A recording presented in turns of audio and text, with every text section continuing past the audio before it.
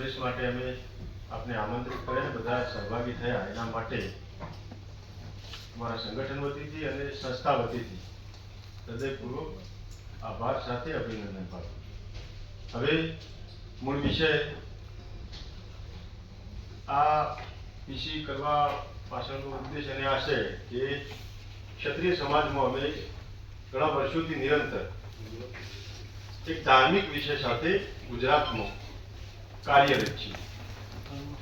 ક્ષત્રિય સમાજનું આસ્થાનું, શ્રદ્ધાનું એક માતૃ સ્થાનકનું નિર્માણ થાય અને એક સંસ્થાનું નિર્માણ ગુજરાતમાં થાય, એ લેવલે વર્ષોથી સક્રિયતાથી કામગીરી કરી રહ્યા છીએ.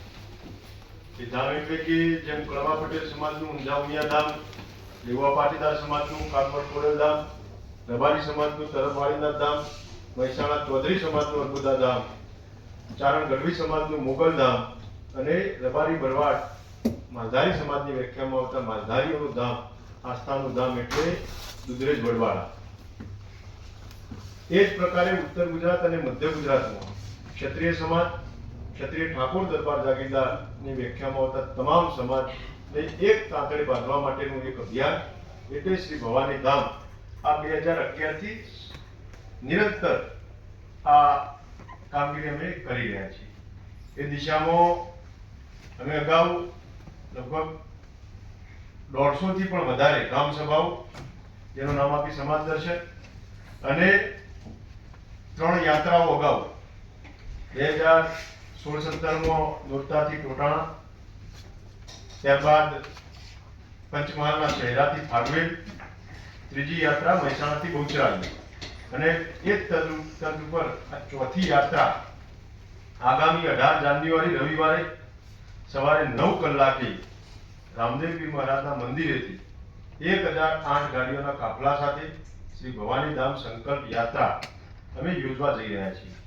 ત્યારે આપ બધાને આ યાત્રામાં સહયોગી બનો, આ યાત્રાને લોકો સુધી અને જન સુધી પહોંચાડો અને પ્રકાશિત કરો. આ યાત્રાનું ટેલિકાસ્ટ થાય એ આશયથી આ પીસીનું આયોજન કર્યું છે.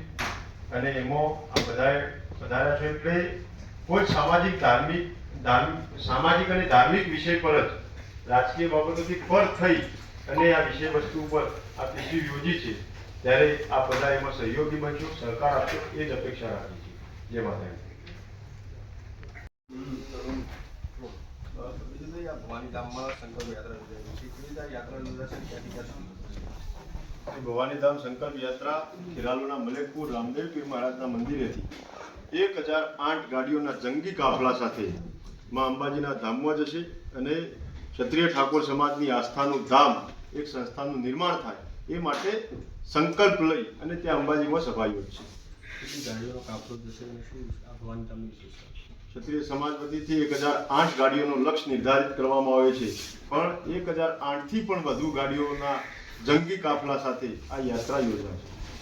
ક્યાં ભવાની ધામ નિર્માણ પામ્યું છે? એ સ્થળ અને ભૂમિપૂજનની તારીખ પણ ટૂંકા ગાળાની અંદર આપ મીડિયા મિત્રોના માધ્યમથી અને જાહેર સભાના પ્લેટફોર્મ પરથી એની પણ સ્પષ્ટીકરણ અને જાહેરાતો કરીશું.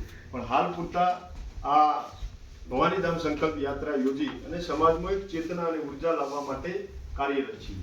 ખાસ સમાજને એક તાંતણે બાંધવાની વાત કરી રહ્યા છો. ક્ષત્રિય ઠાકોર સમાજને એકતાના તાંતણે બાંધવા માટે નિરંતર વર્ષોથી પ્રયત્ન કરી રહ્યા છીએ. ધાર્મિકતાના ભાવથી, ધર્મના માધ્યમથી, ધજાના માધ્યમથી સમાજને જોડવાનું કામ. સામાજિક ઉત્કર્ષ માટે બનશે. સામાજિક, શૈક્ષણિક, આર્થિક, રાજકીય અને સમાજના સર્વાંગી વિકાસ માટેનું આ ધામ છે. અને પોલિટિકલી જેને પણ માનવું હોય પાવર હાઉસ ભવિષ્યમાં નિર્માણ થશે, એમાં કોઈ લેશ માત્ર શંકા નથી.